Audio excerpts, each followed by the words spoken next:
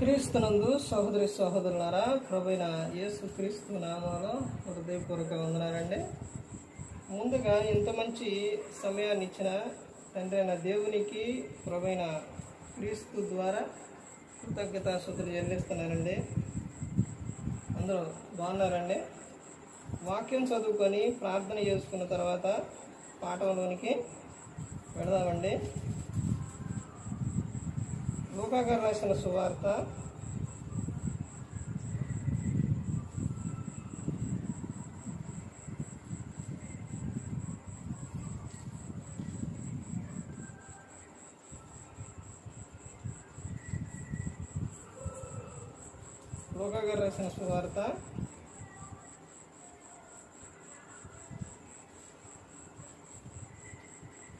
21వ అధ్యాయం 34వ వచనం.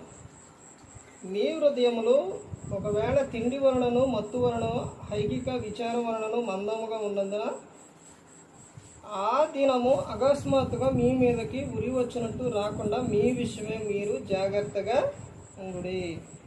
ఆ దినము భూమి అన్నంతటా నివసించు వారందరి మిగిలికి అకస్మాత్తుగా వచ్చును. కాబట్టి మీరు జరగబో వీటి నెలను తప్పించుకొని మనుష్య కుమారుని ఎదుట నిలబడుటకు శక్తి గలవారగునట్లు ఎల్లప్పుడూ ప్రార్థన చేయొచ్చు మెలుగుగా ఉండుడని చెప్పాను. ప్రార్థన చేసుకున్నాను.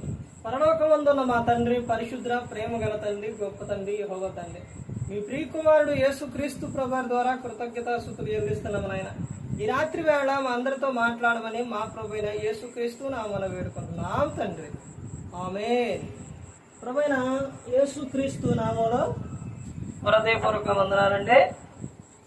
దేవుని కుమారుడు యేసు క్రీస్తు ప్రభువు ఈ లోకానికి వచ్చిన తర్వాత పరలోక రాజ్యం సమీపిస్తుంది కనుక మారు మనసు పొందమని ప్రకటింప మొదలుపెట్టాడు.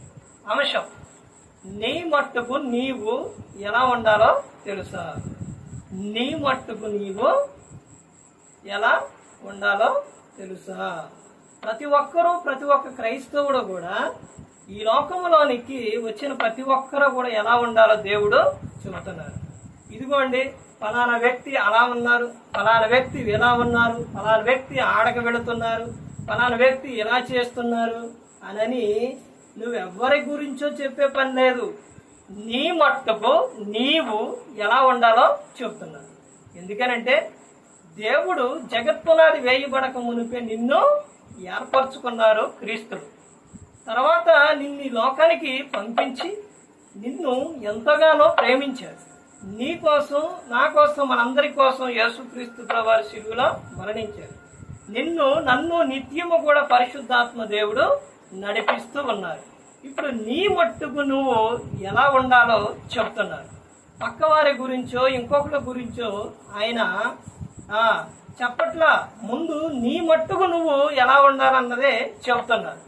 ఎందుకనంటే మత్తయి గారు రాసిన సువార్త 7వ అధ్యాయంలో ఏమని చెప్తారంటే, తీర్పు తీర్చకుడి, ముందు నీ కంటిలోనున్న దూలమును తీసేసుకో, తర్వాత ఎదుటివారి కంటిలో ఉన్న నలుసును అప్పుడు చూద్దు గాని అని చెప్తున్నారు. తీర్పు తీర్చేది నేను, ప్రతిఫలం ఇచ్చేది కూడా ఎవరో నేనేనని దేవుడు చెబుతున్నారు. ఇదిగో, ప్రతి ఒక్కరూ ఈ లోకం విడిచిన తర్వాత క్రీస్తు న్యాయపీఠం ఎదుట నిలబడ్డప్పుడు ఈ దేహంతో జరిగించిన దానికి లెక్క చెప్పాలి. అవి మంచివైనా సరే చెడ్డవైనా సరే ఈ దేహంతో జరిగించిన ప్రతి ఒక్క దానికి కూడా లెక్క అనేది చెప్పాలి. ఇప్పుడు ఏమని చెప్తున్నారంటే, నీ మట్టుకు నీవు ఎలా ఉండాలో ఇక్కడ యేసుక్రీస్తు ప్రభువే ఏమని చెప్తున్నారో చూడండి. లూకా గారు రాసిన సువార్త 21వ అధ్యాయం 34వ వచనం. మీ హృదయంలో ఒకవేళ తిండి వలనను మత్తు వలనను, ఏమేంటి అంట? తిండి. ఇక్కడ మనిషిని చెడగొట్టేది ఏది అని అంటే తిండే. ఆ తిండి విషయంలో నువ్వు జాగ్రత్త కలిగి ఉండాలని చెప్తున్నారు. నోరుంద కదని, నాలుగుంద కదని, మంచి టేస్ట్గా ఉంటుంది కదని, కంటికి కనబడ్డదే, నోటికి రుచి కలదు కానీ అని నువ్వు తింటే నీ నోరు చేసే పనికి తర్వాత కడుపులోకి వెళ్ళి తర్వాత ఎన్ని అవయవాలు బాధపడాలో తెలుసండి. కాళ్ళు బాధపడాలి, చేతులు బాధపడాలి. నువ్వు కూర్చోలేవు, నుంచోలేవు, నువ్వు ఈ సైజు అయిపోతావు, నడవలేవు, లెగలేవు, నీ ఒంటిలో అనారోగ్యం, ప్రభు పని చేయాలన్నా చేయలేవు. అర్థమైందండి?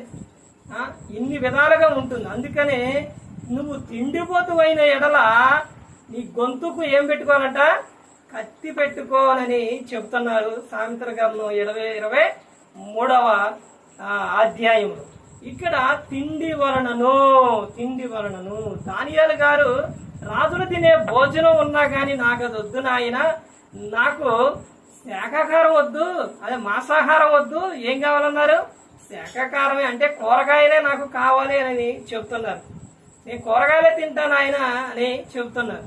ఈ రోజున రకరకాల వంటలు, రకరకాల అన్నీ కూడా ఏంటి, బిర్యానీలని, ఫ్రైడ్ రైస్లని, అవని ఇవని, చికెన్లని, ఇవన్నీ తినేసి మనిషి దేహం ఏం చేసుకుంటుండో పాడు చేసుకుంటుండో. తిండి వలనను, తర్వాత ఏంటండి? మత్తు వలనను. తిండి తిన్న తర్వాత ఏమొచ్చింది? మత్తు వచ్చింది. మత్తు వలనను, ఐకిక విచారము వలనను మందముగా. ఐకిక విచారాలు, లోకంలో ఉన్న ఆలోచనలు, నీలో ఉన్న బాధలు, ఇవన్నీ కూడా ఐకిక విచారాలు నువ్వు కలిగి ఏమని చెప్తున్నారు? విచారం వలనను మందముగా ఉన్నందున ఇవన్నీ తినేసి, ముందు తిన్న తర్వాత నువ్వు మత్తుగా ఉండి, తర్వాత ఐకిక విచారాలు ఇవన్నీ కలిగి ఉన్నందున ఆ దినము అకస్మాత్తుగా మీ మీదకి ఉరి వచ్చినట్టు రాకుండా మీ విషయమై మీరు జాగ్రత్తగా ఉండుడి. ఎలా ఉండాలండి? మీ విషయమై మీరు జాగ్రత్తగా ఉండాలి. ఇదిగోండి, ఫలానా వ్యక్తి సినిమాకి వెళ్తుందండి, ఫలానా వ్యక్తి ఎక్కడికి వెళ్తున్నారు? వాళ్ళ ఇష్టానుసారంగా ఎక్కడ పడితే అక్కడికి ఎంజాయ్ చేయడానికి వెళ్తున్నారండి. మరి నేను కూడా వెళ్ళాలగండి, నేను వెళ్ళకపోతేనండి వాళ్ళు ఏమన్నా అనుకుంటారేమోనండి, ఏమన్నా అంటారేమోనండి, మరి వాళ్ళు విషం తాగుతారు, మరి నువ్వు తాగుతావా? వారు నూతిలో దూకుతారు, నువ్వు దూకుతావా? చెయ్యవు కదా. మరి ఇవేలా చేస్తున్నావు? చేస్తావు నువ్వు. కానీ ఇక్కడ ఏమని చెప్తున్నారంటే, నీ మట్టుకు నువ్వు ఎలా ఉండాలి? జాగ్రత్త కలిగి ఉండాలి. వాళ్ళు పాపం చేస్తున్నారని పాపంలో జీవిస్తున్నారు, వాళ్ళకి ఏమీ కావట్లేదు, వాళ్ళకి హ్యాపీగా ఉన్నారు, నేను అదే స్థితిలో ఉంటాను అని అంటే దేవుడు చెప్తున్నారు కదా, నాయన ప్రమాదం ఉంది, నీ మట్టుకు నువ్వు ఎలా ఉండాలి? జాగ్రత్త కలిగి ఉండాలి. ఇదిగో నువ్వు నా ఎదుట నిలబడ్డప్పుడు నువ్వు నాకు లెక్క చెప్పాలి. ఇదిగో ఫలానా వ్యక్తి, ఇదిగో ప్రభు మరి ఆయన అలా ఉండగా, ప్రభు ఎలా ఉండకంటే అక్కడ అలా కుదరదు. అతన్నే నిలబెట్టి అడుగుతురు, నిన్ను నిలబెట్టి అడుగుతురు. మరి నువ్వు ఎలా జీవిస్తున్నావు ఒక్కసారి ఆలోచించు. ఒక వ్యక్తి మరి బాగా చదువుకుంటాడు, ఎంబీబీఎస్ చదువుతాడు, నువ్వు చదువుతావా? చదవు. ఒక వ్యక్తి చేసే పని ఇంకొక వ్యక్తి అనేది చేయడం అనేది, అవి ఏ విషయాల్లో తీసుకుంటారంటే మంచి విషయాల్లో తీసుకోరు, చెడు విషయాల్లో మాత్రం తీసుకుంటారు. చెడు పనులకు మాత్రం మనిషి తీసుకుంటాడు. ఇక్కడ ఏమని చెప్తున్నారా? మీ మట్టుకు మీరు ఎలా ఉండాలి? జాగ్రత్త కలిగి ఉండాలి. నీ మట్టుకు నువ్వు ప్రార్థన చేయాలి, వాక్యం చదవాలి, నీ ప్రవర్తన నువ్వు కాపాడుకోవాలి, నీ నోరును నువ్వు కాపాడుకోవాలి. నీ మట్టుకు నువ్వు ఎలా ఉండాలి? జాగ్రత్త కలిగి ఉండాలి. ఒకరికి ఎవరికైనా కానీ ఏ విషయమైనా వాడు చెడిపోతుంటే, నాయన ఇది తప్పని చెప్పు ఒకసారి. వాళ్ళు ఇన్ని మార్చుకుంటే ఓకే, వినకపోతే వాళ్ళకి ప్రమాదం ఉంది. అది వాళ్ళు తెలుసుకోవాలి. ఇదిగో సేవకుడు చెప్పినప్పుడు, దేవుని మాట వస్తున్నప్పుడు మేము వినలేదు కాబట్టి ఎంతో ప్రమాదం జరిగిందనని తెలుసుకునే రోజు వస్తుంది. అదే సామెతల గ్రంథం 1వ అధ్యాయం 24వ వచనం నుంచి చెప్తారు. సామెతల గ్రంథంలో చెప్తారు, ఎన్నిసార్లు చెప్పినా గాని, ఎన్నిసార్లు గద్దించినా గాని విననొల్లని వాడు హఠాత్తుగా మరణమగును అని చెప్తున్నారు. ప్రసంగి 7:17 ఏమని చెప్తున్నారు? అధికముగా దుర్మార్గ పనులు చేయకము, బుద్ధిహీనముగా తిరగకము, నీ కాలానికి ముందు నువ్వేలా చనిపోదువు అని చెప్తున్నారు. నీ మట్టుకు నువ్వు ఎలా ఉండాలి? జాగ్రత్త కలిగి ఉండాలి. తర్వాత ఏమని చెప్తున్నారు, ఆ దినము భూమి యందంతటా నివసించు వారందరి మీదకి అకస్మాత్తుగా వచ్చును. ఇవన్నీ ఎప్పుడనంటే రాకడ సమయంలో ఇవన్నీ కూడా జరుగుతాయి. ప్రభువును ఎదుర్కొనే శక్తి, పునరుద్ధాన బలం నీకుందా? ప్రభు యేసుక్రీస్తు ప్రభు వస్తే ఆయన్ని ఎదుర్కోవడానికి నువ్వు సిద్ధమేనా? సిద్ధపడి ఉన్నావా? నీ దేహము నీ ఆత్మ సిద్ధముగా ఉన్నాయా? తెస్సలోనికలో రాసిన పత్రికలో అపోస్తలుడైన పౌలు గారు చెబుతారనమాట. తర్వాత ఇంకా ఏమని చెప్తున్నారు ఇక్కడ చూస్తే, కాబట్టి మీరు జరగబో వీటిని ఎల్లనూ తప్పించుకొని, అంటే ఇవన్నీ కూడా జరుగుతాయి నాయన, వీటిని మీరు తప్పించుకోవాలి అని అంటే ఏం చేయాలో చెబుతున్నారు. ఏమని, మనిషి కుమారుని ఎదుట నిలవబడుటకు శక్తి గలవారగునట్లు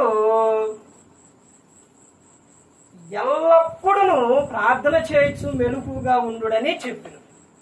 ఆయన ఎదుట నువ్వు నిలబడాలి అని అంటే ఎల్లప్పుడూ కూడా నీలో ఏముండాలి? ప్రార్థన ఉండాలి, నువ్వు మెలుపు కలిగి ఉండాలి అని చెప్తున్నారు. ఎల్లప్పుడూ ప్రతి దినం కూడా నువ్వు ఏం చేయాలంటే ప్రార్థన చేయాలి. ఉదయం లేచిన తర్వాత ప్రార్థన, తర్వాత మధ్యాహ్నం ప్రార్థన ఉండదు, రాత్రి ప్రార్థన ఉండదు, మరలా పడుకునేటప్పుడు ఏం చేస్తారు? అప్పుడు చేస్తారు. ఎల్లప్పుడూ కూడా నువ్వు ప్రార్థన ఆలోచనలు కలిగి ఉండాలి, ప్రార్థన చేయాలి. ఎవరికైనా కానీ వాక్యం గురించి కానీ ప్రార్థన గురించి కానీ ఇవి మన దేవుని మాటలు, దేవుని వాక్యం గురించి చెబితే తప్పులు పట్టుకునే వారు ఎక్కువగా ఉంటారు ఈ లోకంలో. మంచి తీసుకునే విషయం కన్నా చెడుని ఎక్కువగా తీసుకుంటారు. ఎదుటి ఉన్న వారిలో తప్పులు పట్టాలని చూస్తూ ఉంటారు. ఇక్కడ ఏమని చెప్తున్నారంటే, నాయన ఎదుటి ఉన్న వారి తప్పులు కాదు నాయన, నీ మట్టుకు నువ్వు ఎలా ఉన్నావు, నీలో ఏదైనా లోపం ఉందా అది నువ్వు సరి చేసుకో, నీ ప్రవర్తన సరి చేసుకో, నీ మాట తీరు సరి చేసుకో. వాళ్ళు ఎలా ఉన్నారు, వీళ్ళు ఎలా ఉన్నారని కాదు, నీ మట్టుకు నువ్వు ఎలా ఉండాలి, జాగ్రత్త కలిగి ఉండాలని చెప్తున్నారు. ఎల్లప్పుడూ కూడా ప్రార్థన ఉండాలి, ఎల్లప్పుడూ కూడా నువ్వు ఏం చేయాలంటే మెలుకు కలిగి నువ్వు జీవించాలి. ఎవరో కూడా నశించి నరకానికి వెళ్ళిపోకూడదని యేసుక్రీస్తు ప్రభువారు ఈ లోకానికి వచ్చి మనందరి కోసం శిలువలో ఆయన ప్రాణం పెట్టారు. యేసుక్రీస్తు ప్రభువారు పరిశుద్ధుడు కనుక ఈ లోకంలో ప్రతి ఒక్కరు కూడా పరిశుద్ధులుగా ఉండాలని దేవుడు కోరుకుంటున్నాడు. అందుకని ప్రతి ఒక్కరు కూడా దేవుని యందు భయభక్తులు కలిగి పరిశుద్ధాత్మ మాట ఏంటూ హృదయశుద్ధిని కాపాడుకుంటూ క్రీస్తుని పోలి నడుచుకున్నప్పుడు ఈ లోకం విడిచినప్పుడు పరలోకానికి చేరుకుంటారు. మరి ఈ విధంగా నిలబెట్టి మాట్లాడించిన తండ్రిన దేవునికి కృతజ్ఞతాస్తుతులు చెల్లిస్తూ ఇంతవరకు శ్రద్ధగా ఉన్న మీకు ప్రభు పేట నా హృదయపూర్వక వందనాలు చెల్లిస్తూ ఈ మాటలు ముగిస్తున్న అందరికీ వందనాలండి.